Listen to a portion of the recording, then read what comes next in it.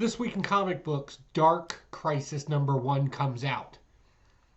And I don't know. We're going to talk about it. Like, I got some hangups, so get your keyboards ready. Also, in the land of Marvel, Thor, Banner War. Man, I am still suffering through this. I am suffering. You don't even know. If you dropped it, you wise people. Wise people. And in the land of Independence, Twig 2 came out. And it is just whimsically fun and childish. And I'm basically just a grown child. All that and a load more of comic books right after that intro.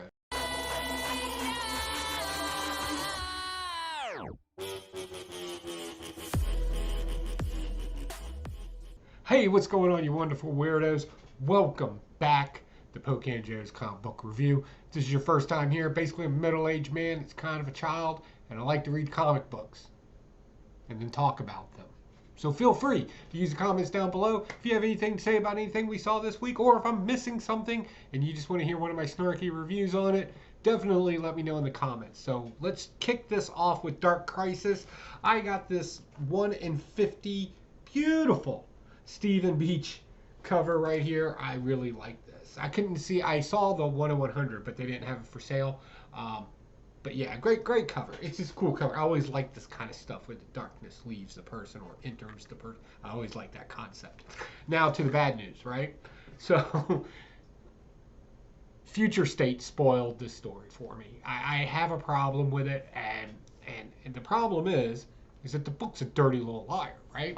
So in this book, Jonathan Kent has to put together his new Justice League team, right? Because they're dead. Not really. They're not dead. We found that out at the end of the story. Spoilers, by the way. I'm sorry I shouldn't have said that. But spoilers. It is a review show. Kind of spoil it.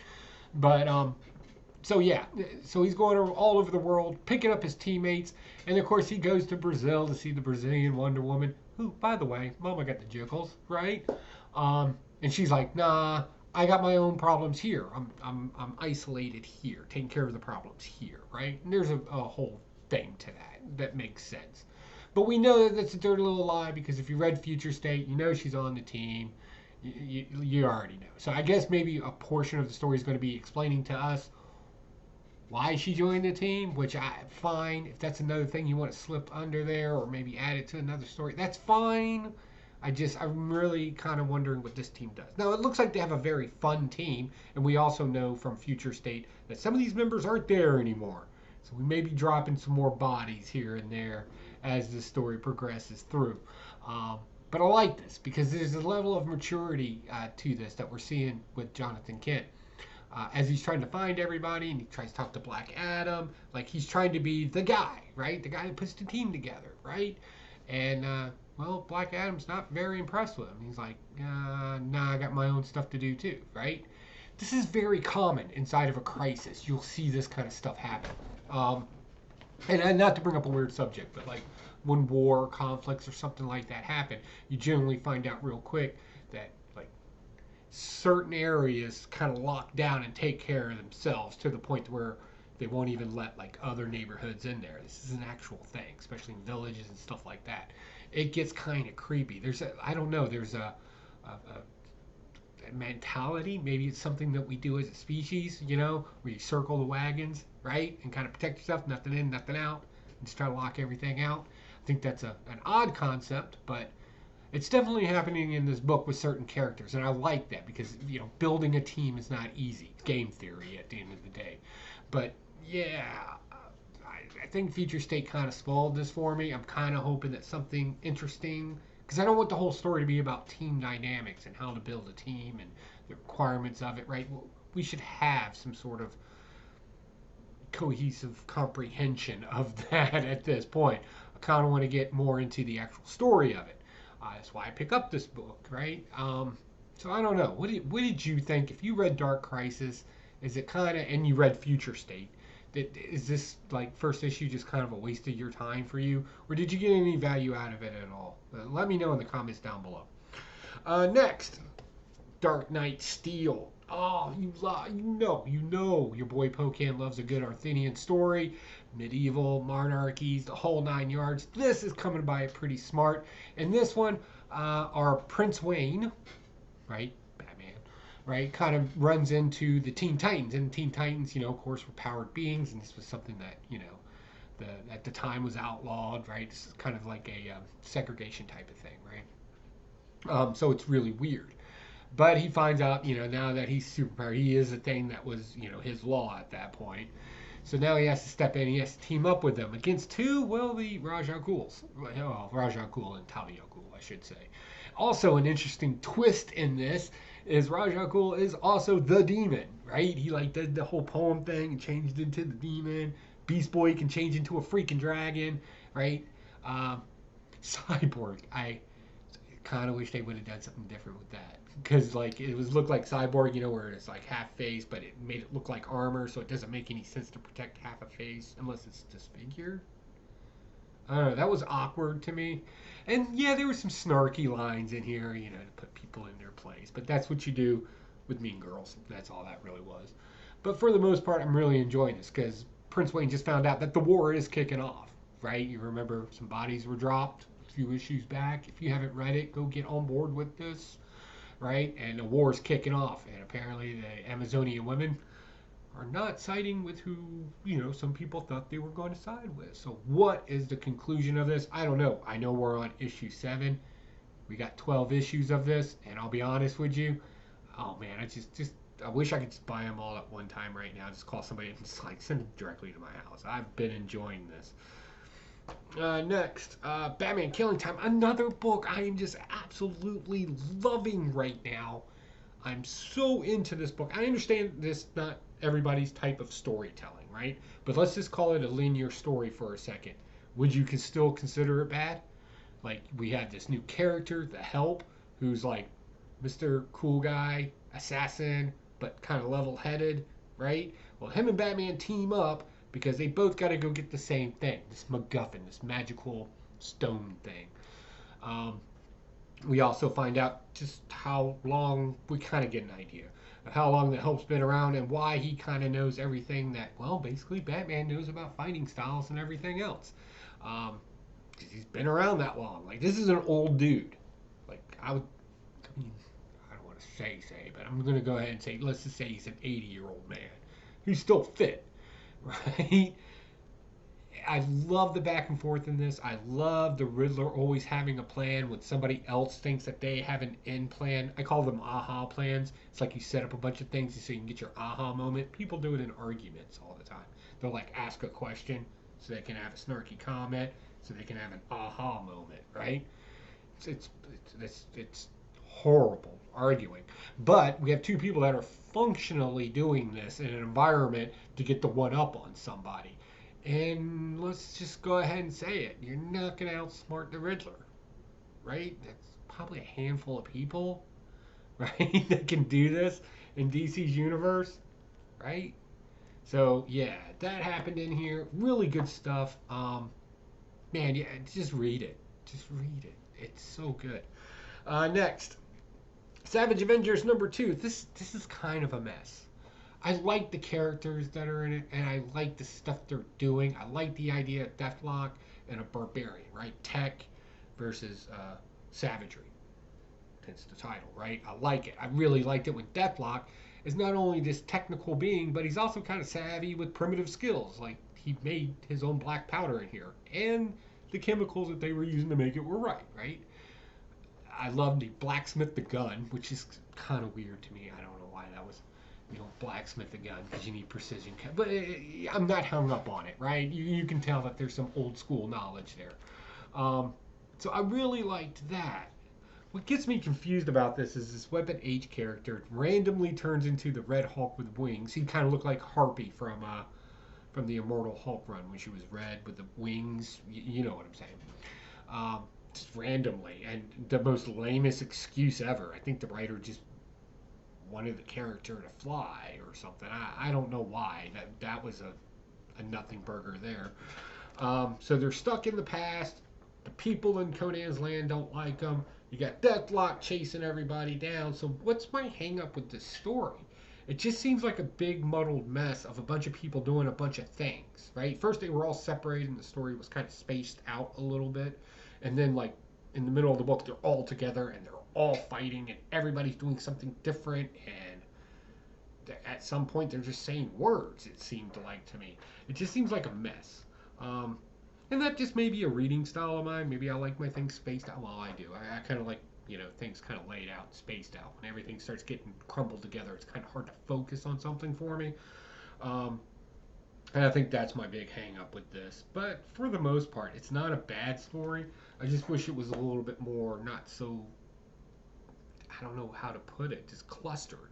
Everything's right there in a panel. And a lot of things are going on. It's like, okay, and you can't really digest it, I think is what I'm trying to say. All right, not pick of the week. Not pick of the week. Thor Banner War.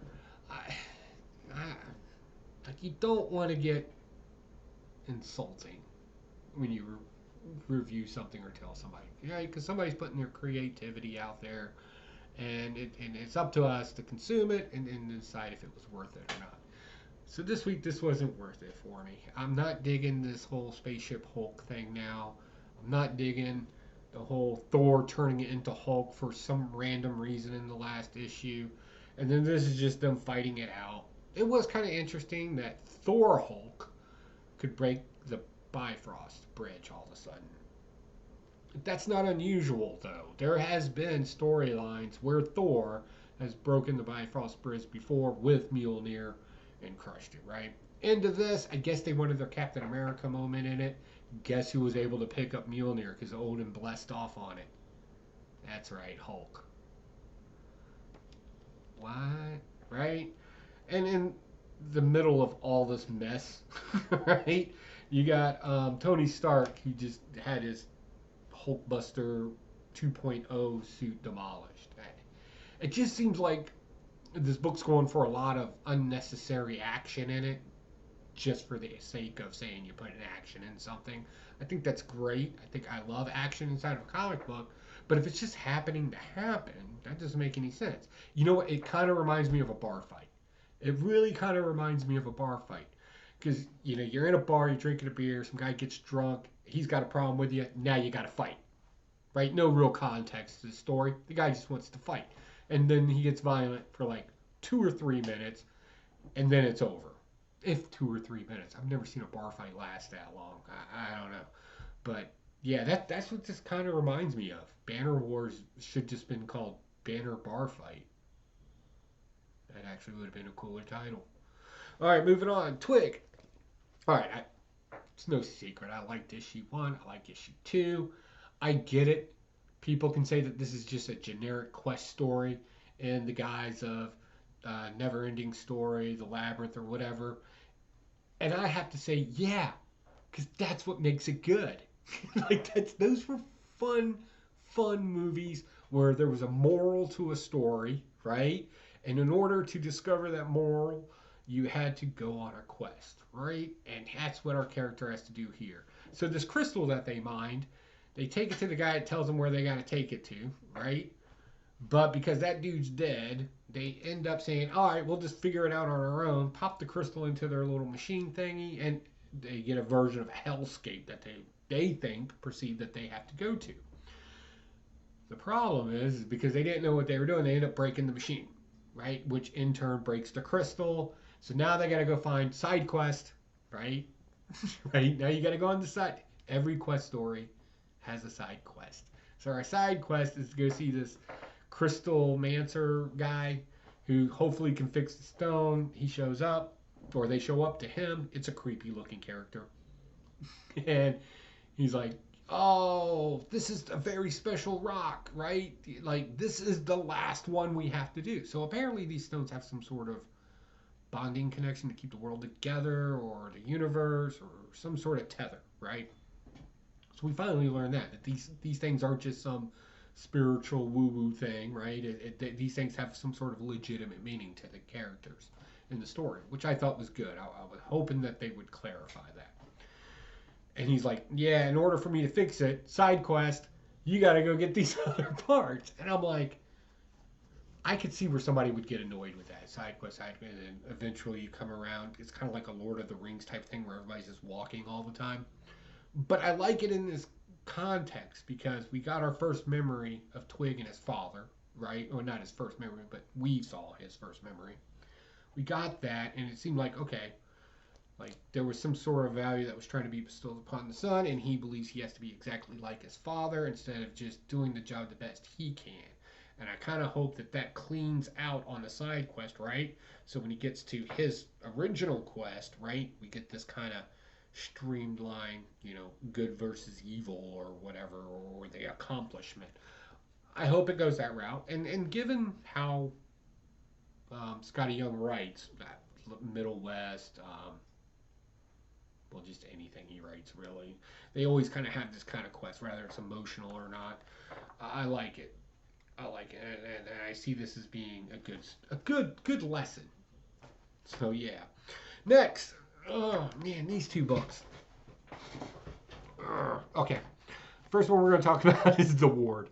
The Ward kind of reminds me of well, I don't even remember the name of the show. So basically, what you're doing is you're doing this other world type of thing, secret hidden world, right? Where Fable or the creatures inside of Fables are real. So you got, unicorns and goblins and trolls and minotaurs and all this other stuff, right? That would sound interesting, right? But the main kind of hub for our story here is an emergency room in a hospital. And then it gets very two-dimensional, right? So a lady is going home. Apparently, she used to work at this hospital, quit that, works in insurance. She ends up going back to the mystical hospital, if you will. But finds somebody hurt.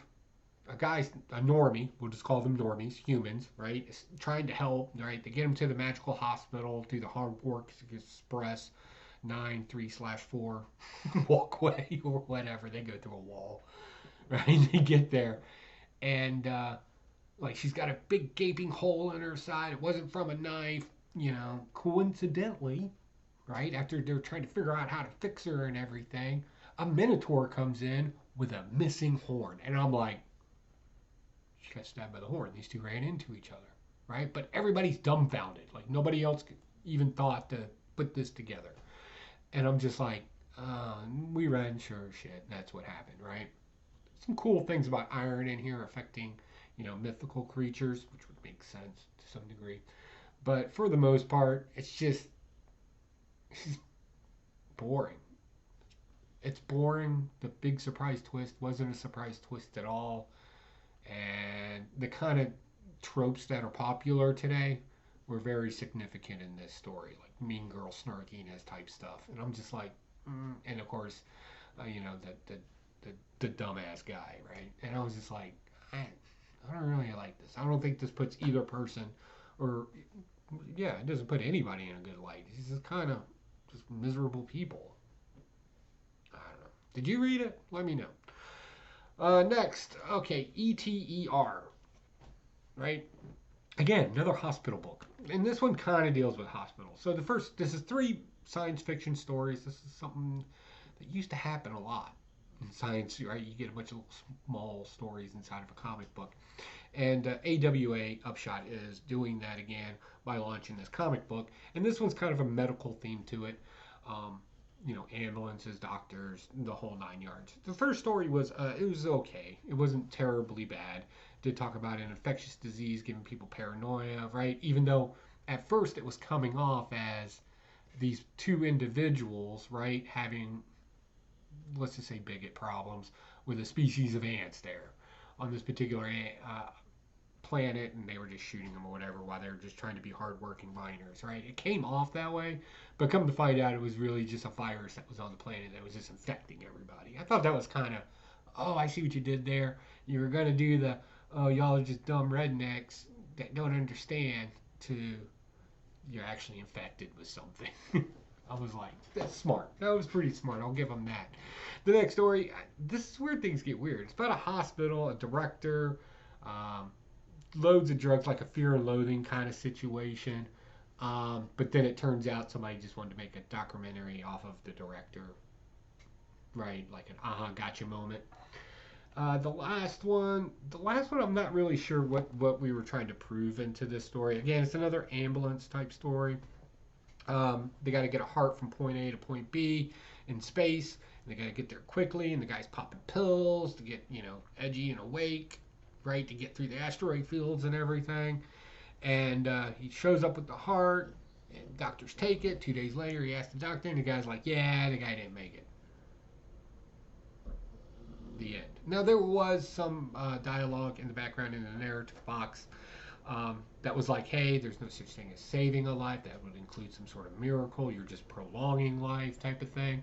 And some of that was interesting, but it was kind of superficially hit. So it wasn't anything that really sunk in, right? It just kind of glazed over it. So therefore, you'll glaze over it.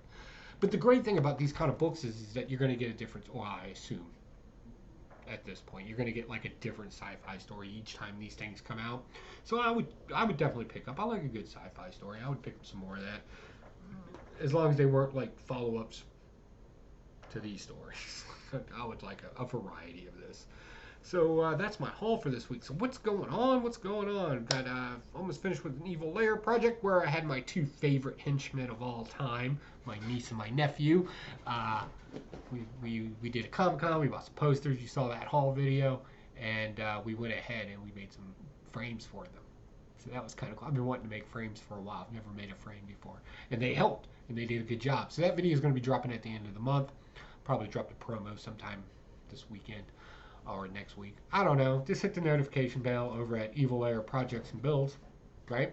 Also, keep your eyes open at the end of the month as well. I'm going to Heroes Con, and I get to hang out with all the cool cats, like Nick's Kicks and Comics, Circumstance, Legion's going to be there. I think DJ Lynx is swinging in. Just tons of other people. Alan Rue, who just recently started a new channel, he's going to be there. So that's going to be interesting. So, yeah. If you're going, let me know in the comments down below. Love to run into you and have a conversation. Who knows? Maybe we'll be best friends. All right. I don't have anything else, guys. I got to go. Take it easy. Bye.